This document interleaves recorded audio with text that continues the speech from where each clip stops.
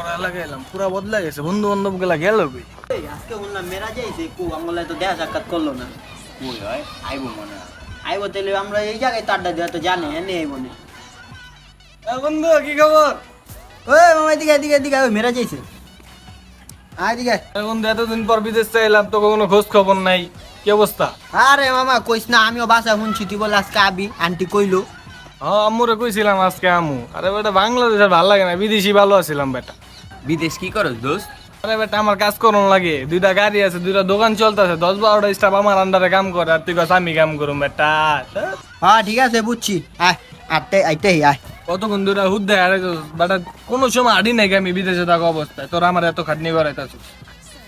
আরে বেটা তুই বেটা বিদেশ গাড়ি দা চলস না কি চলস আমরা দেই হপায় আট বেটা আট। তুই যেমনি কইতাছিস আমি চাপা মারতাছি বেটা। আমার লাখ লাখ টাকা ব্যাংকে পড়া রয়েছে, আমি 10-20 লাখের নিচে আমি কোনো চেক সাইন করি না।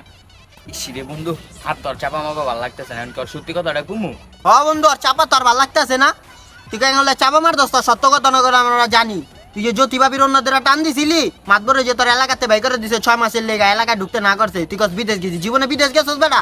বিদেশ কেমন দেখছ জীবনে? তোর গোষ্ঠীর কেউ বিদেশ থাকে বেটা?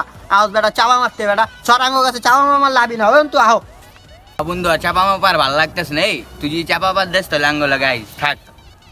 হাজার পালা কুটিন চাপা বাস হ্যাঁ আঙ্গ বেচের ভিত্তে মন কোনো চাপা বাস নেই, ওর মতো চাপা দেই না। আও বন্ধু জায়গা হয় চাপা মারতে না, যেদিন কম মারবে দিন আই যা। साला ये दुख का खत्म नहीं होता बे।